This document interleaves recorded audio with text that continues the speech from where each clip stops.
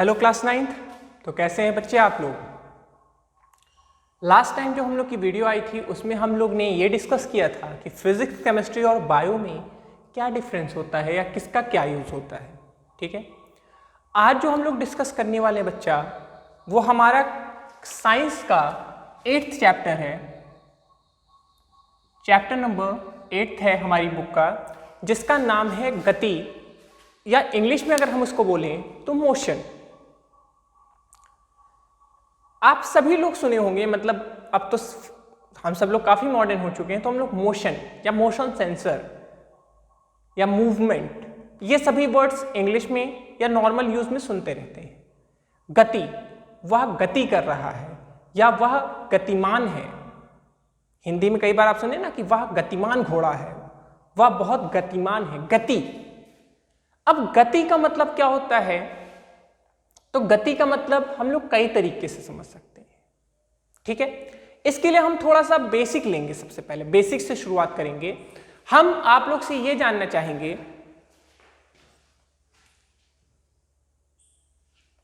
हम आपसे ये जानकारी चाहेंगे बेटा कि आप जहां भी बैठे हैं अपने अगल बगल देखिए। आप अपने अगल बगल देखिए, इधर इधर इधर चारों तरफ देखिए। आपको क्या दिख रहा है? आपको दिख रहा होगा कि सभी के घर में भाई पंखा तो होता ही होता है। अगर लाइट गति है तो वो पंखा रुका है, और लाइट आ रही है तो पंखा घूम रहा है। बोलो, घूम रहा है। हम लोग के कमरे में बाकी सामान जब तक कोई उठाएगा नहीं या छुएगा नहीं तब तक वो रुका रहेगा, नहीं तो वो चलने लगेगा। उठा के रखा तो ठीक है, नहीं तो वो रुका है। ठीक है, तो जब भी कोई वस्तु अपने स्थान पर रुकी रहेगी तो ऐसे वस्तु को हम बोलते हैं स्थायी वस्तु।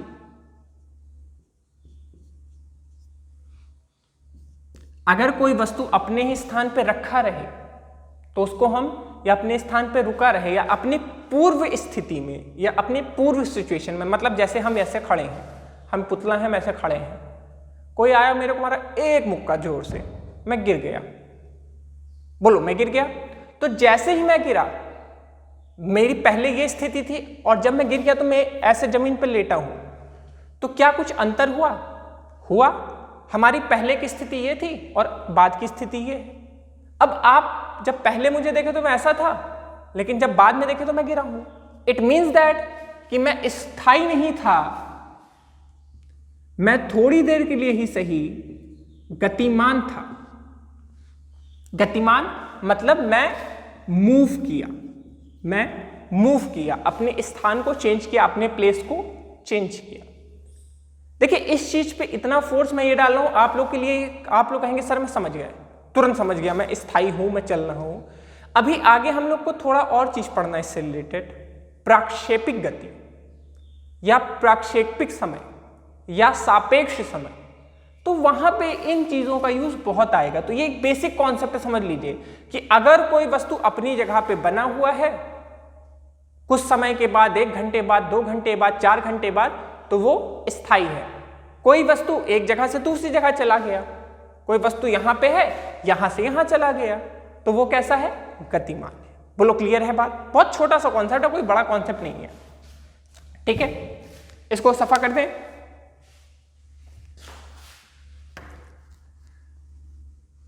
देखिए, नोट्स आप लोग हमारी बात को सुनिए, नोट्स में नहीं बनवाऊंगा मैं, कभी भी नोट्स के खिलाफ मैं रहता हूं। आपको खुद नोट्स बनाना है। आप मेरी चीज को समझिए, आपको जो कीवर्ड समझ में आए, जैसे स्थायी वस्तु है तो आप स्थायी वस्तु लिख के उसमें आपको जो समझ में आए वो लिख लीजिए।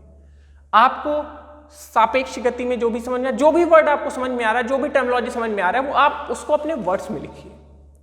देखिए, नोट्स यही होता है, वरना हमको पढ़ने के लिए नोट्स की क्या जरूरत है? हमारे पास तो बुक है, हम उससे पढ़ सकते हैं। क्लियर बात? चलिए, अब हम यहां पे बात करेंगे दूरी और विस्थापन की। ठीक है, दूरी और विस्थापन के पहले एक और छोटा सा टॉपिक मैं आप लोग से बात करना चाहूंगा।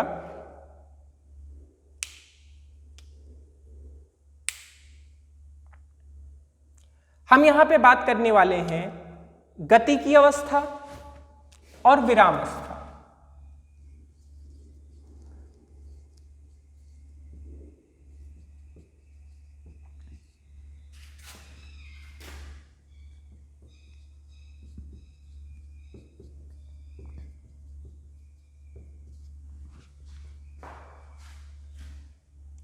हमने बात किया विराम अवस्था और गति की अवस्था।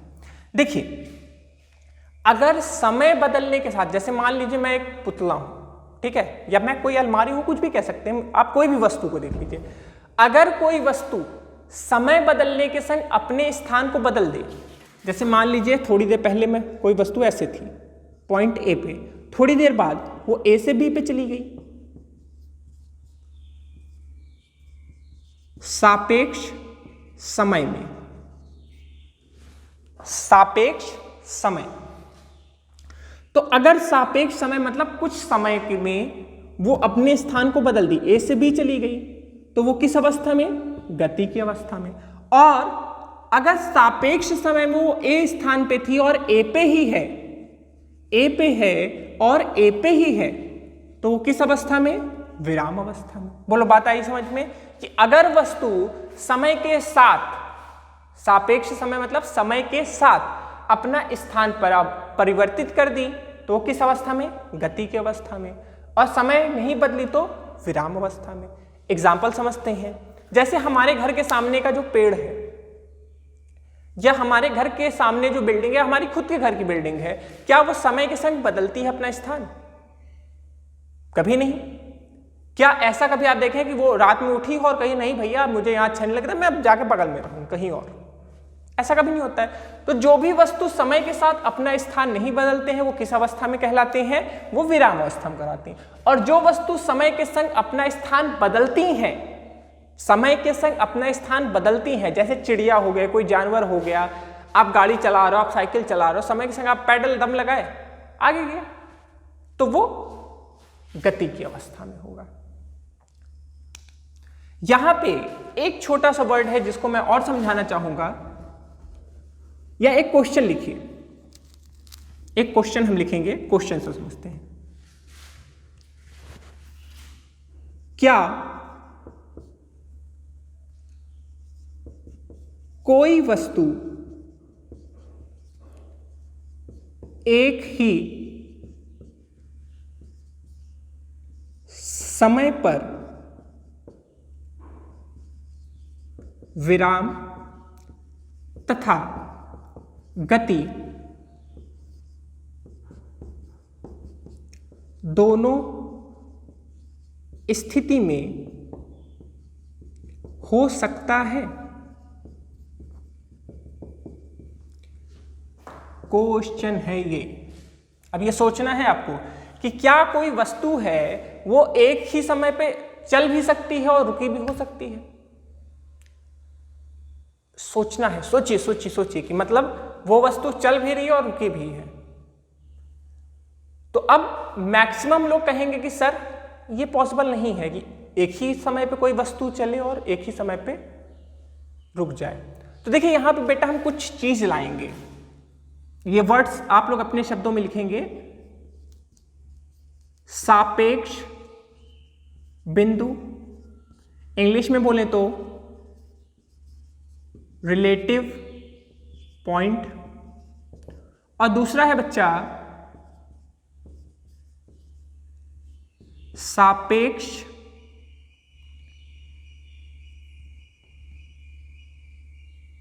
गति।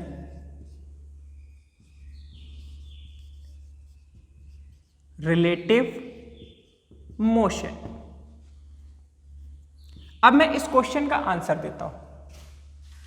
आप लोग ने क्या लिखा है जल्दी से सोच लीजिए, हाँ कि नहीं, हाँ कि नहीं, हो सकता है कि नहीं हो सकता है। तो मैक्सिमम लोगों ने लिखा है नहीं, दिस इज रॉन्ग आंसर। खुश मत होइए, हाँ हो सकता है। कैसे? देखिए हो सकता है एक ही समय पे वस्तु जो है गति भी कर रही हो और विराम। उसके लिए सबसे इंपॉर्टेंट चीज है आप उसको कहां से देख रहे हैं, आप उस वस्तु को कहां से देख रहे हैं। अब आप कहेंगे सर ये चीज तो हमको नहीं समझ में आ रहा है। देखिए हम इसका एग्जांपल देते हैं। आप सभी लोग ट्रेन में गए हो, कार में गए हो, ऐसा हो नहीं सकता कि आप ये दोनों चीज में कभी ट्रैवल ना करे हो। अब आप बेटा जब भी ट्रैवल करते हो तो आप अगर आपके गाड़ी में जो भी बैठा हो, कार में अंदर देखिए, ट्रेन में बैठे हो तो ट्रेन में अपने सामने वाले साथी को देखिए, तो जो साथी है वो आपको रुका दिखेगा, लेकिन ट्रेन चल रही है। सोचिए ट्रेन चलती जा रही है, और आप अपने सामने वाले को देखिए, तो जो सामने वाला है वो क्या है, वो आपको रुका हुआ दिखाई देगा। और वही आप ट्रेन के बाहर से उसको देखिए, ट्रेन चल रही है और उसी को आप ट्रेन के बाहर से देखिए तो वो चलता दिखाई देगा। मतलब आप एक ही समय पे दो जगह, जैसे मान लीजिए ट्रेन है, ये ट्रेन है, आप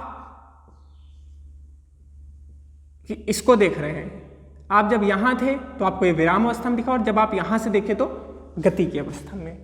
मतलब ये पॉइंट तो सही हो गया कि एक ही समय पे वस्तु चलती हुई भी हो सकती है और गति अवस्था में भी हो सकती है। अब आप कहेंगे सर ये कैसे पॉसिबल है, ये क्या जादू है? कोई जादू नहीं है, जस्ट फिजिक्स। इसके लिए सबसे बड़ी चीज होती है आप देख कहां से रहे हो, आप वस्तु को कहां से देख रहे हो, और जहां से भी आप देखोगे उसी को हम बोलते हैं सापेक्ष बिंदु। जिस जगह से आप देख रहे हैं, जैसे मान लीजिए आपका घर क्या चलता है, कभी मैं कहूं आपसे पूछूं कि क्या आपका घर चलता है या आपका क्या स्कूल चलता है, तो आप लोग का मैक्सिमम लोग का आंसर होगा नहीं, हमारा स्कूल नहीं चल सकता, हमारा घर नहीं चल सकता।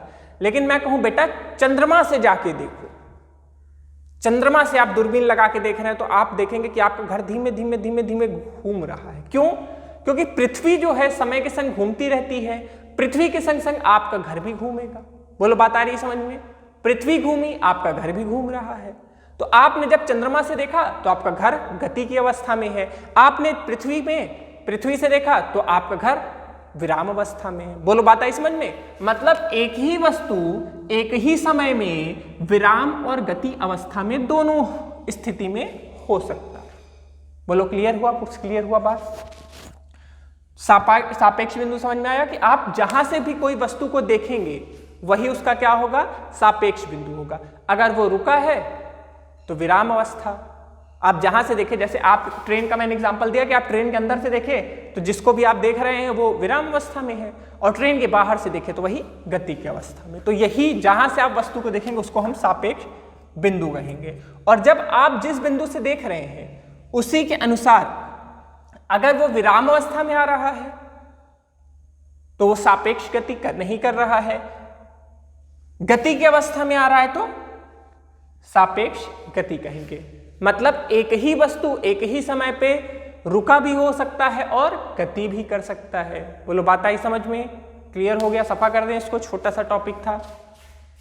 इसके नोट्स ये जरूर, ये और ये कीवर्ड्स का जरूर बना लीजिएगा। मतलब पहला विराम अवस्था, दूसरा गति अवस्था, तीसरा सापेक्ष बिंदु, चौथा सापेक्ष गति। ये चार चीज के आपके नोट्स में पॉइंट बन जाने चाहिए। ये क्वेश्चन भी लिख लीजिएगा।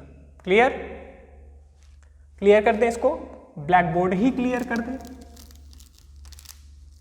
देखिए ये जो आपका फिजिक्स हमने टॉपिक उठाया है, इस टॉपिक में आपको चीजें बस अपने दिमाग से सोचना है। कोई ये मत सोचिएगा कि फिजिक्स में बहुत ज्यादा रटना है या साइंस रटने वाला कोई सब्जेक्ट है ना। जो हम लोग का साइंस होता है वो साइंस में केवल चीजों को समझना है, कॉन्सेप्ट समझना है कि क्या कॉन्सेप्ट है। और वो चीजें देखिए, फिजिक्स में एक चीज सबसे अच्छी बात मैं आपको समझाऊंगा कि फिजिक्स में जो भी आप चीज देख रहे हैं, जो भी आप पढ़ रहे हैं, वो चीज आपके बगल में होता है। आप केवल उन चीजों का अनुभव नहीं करते हैं, लेकिन वो आपके अगल बगल कंटिन्यूअस होता है। जैसे एग्जांपल समझिए, गुरुत्वाकर्षण की खोज हुई। अब आप कहेंगे सर गुरुत्वाकर्षण क्या होता है? अरे भैया, पृथ्वी हमको अपनी तरफ एक बल से खींचता है।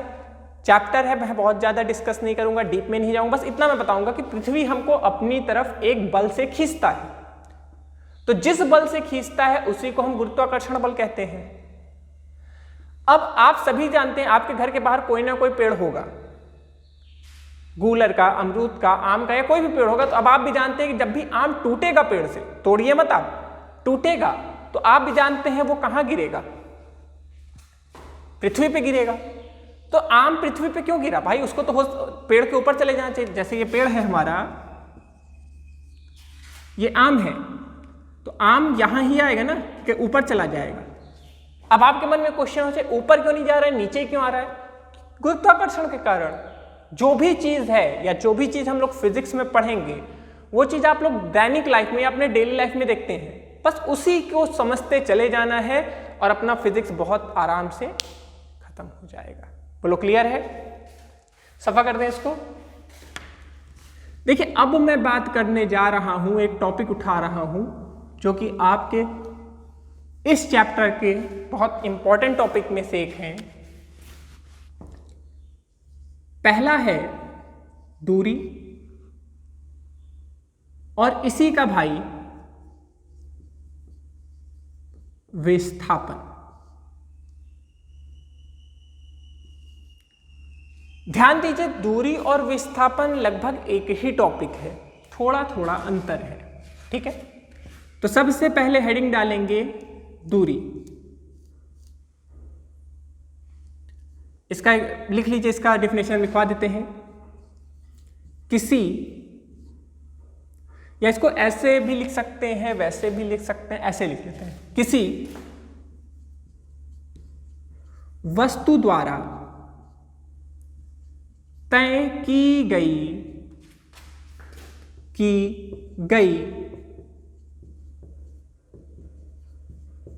लंबाई को हम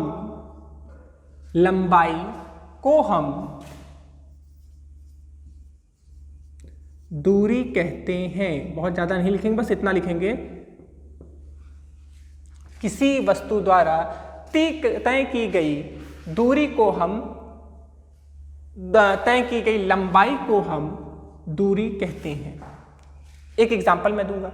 मैं यहां था, मैं चल के यहां आ गया, तो हम कुछ चले, कुछ लंबाई तय किए, तो जो भी लंबाई हमने तय किया उसी को हम क्या कहेंगे? दूरी कहेंगे।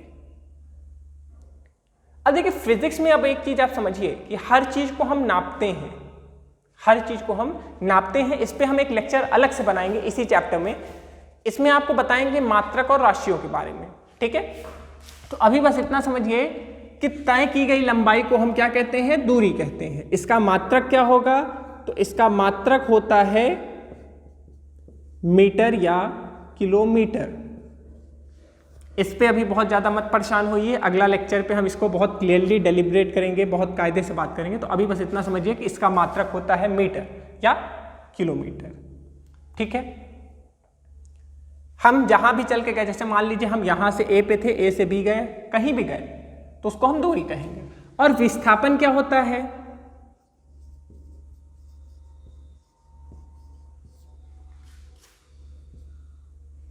किसी वस्तु द्वारा तय की गई सबसे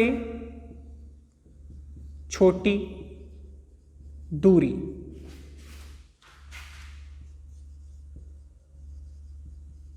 विस्थापन कहलाता है।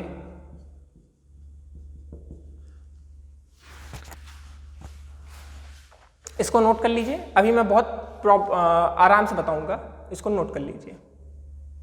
इसको एग्जाम्पल के संग बताएंगे क्योंकि ऐसे तो नहीं समझा पाऊंगा मैं। आगे लिखिए, इसका मात्रक, इसका भी मात्रक बेटा बस मीटर लिखिएगा, अभी इसको बाद में बताऊंगा। इसका मात्रक मीटर होता है। इसके आगे एक पॉइंट और लिख लीजिएगा, यह एक, दूरी में लिखना है, यह एक अदिश राशि है। यह एक अदिश राशि है। और विस्थापन में क्या लिखेंगे भैया? यह एक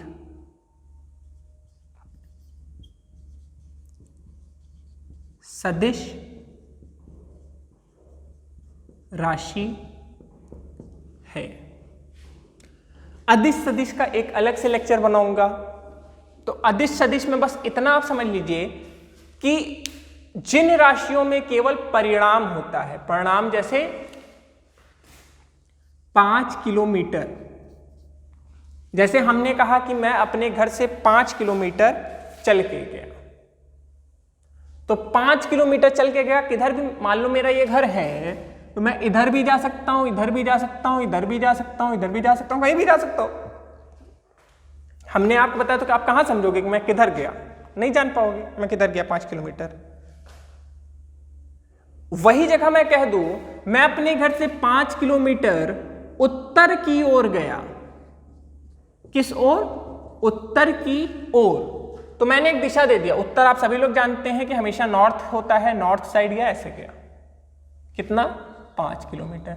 तो अगर मैं केवल परिणाम दूं कि 5 किलोमीटर, तो वो राशि होती है अदिश राशि।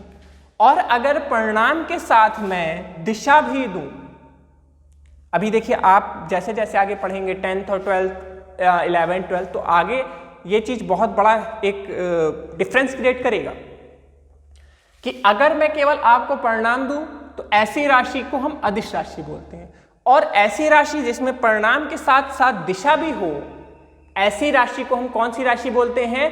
ऐसी राशि को हम सदिश राशि बोलते हैं। तो जो हमारा दूरी है यह एक अदिश राशि है, और जो हमारा विस्थापन है यह एक सदिश राशि है। क्लियर है? नोट कर लीजिए, फिर थोड़ा सा और बात करेंगे। नोट करते जाइए, समझते जाइए, बहुत अच्छा चीज है ये। छोटा मोटा टॉपिक है, छोटी मोटी चीजें हैं, समझ में आना चाहिए। अभी दूरी और विस्थापन का जो एग्जाम्पल हम देंगे उसमें ये चीज और क्लियर हो जाएगा, अभी बस कर लीजिए नोट। देखिए नोट्स बनाने पे उतना फोकस मत रखिए, अगर आपको चीजें समझ में आनी चाहिए, आपको चीजें समझ में आ रही है, नोट्स आप नहीं बनाएंगे कोई दिक्कत नहीं है। हाँ, रिवाइज करने के लिए नोट्स हमेशा रिवाइज करने के हिसाब से बनाया जाता है कि अगर जैसे कोई चीज एग्जाम है, तो एग्जाम में अगर आपको मैं 5 मिनट के लिए कॉपी दे दूं तो आप 5 मिनट में कितना पढ़ लोगे? पूरा बुक तो नहीं पढ़ पाओगे। बट नोट्स क्या होता है, नोट्स में चीजें बहुत शॉर्ट में लिखी जाती हैं, बहुत जैसे बुक में क्या है उसी चीज को, वही दूरी को अगर आप पढ़ेंगे अपने बुक में तो कम से कम 10 से 15 लाइन्स में बताया होगा। यही चीज जो मैं बता रहा हूँ, कुछ इससे स्पेशल नहीं बताएगा, सेम चीज वो भी डिस्कस करेगा, वो 10 से 15 लाइन बताएगा, मैंने 2 से 3 लाइन बताया। तो बताइए अच्छा कौन? अच्छा मैं? नहीं, बुक ही अच्छी है भाई, बुक ज्यादा बेटर है, मैं नहीं अच्छा, बुक ही अच्छी है। बट बेटर ये होता है कि आपको जानकारी कहाँ से समझ में आ रही है। बुक अगर खुद पढ़ाने लगे तो हम जैसे लोगों की कोई आवश्यकता ही नहीं, टीचर्स क्या करेंगे, फिर कोई काम ही नहीं हम लोग का। चलिए दूरी और विस्थापन की बात करते हैं। जैसे मान लीजिए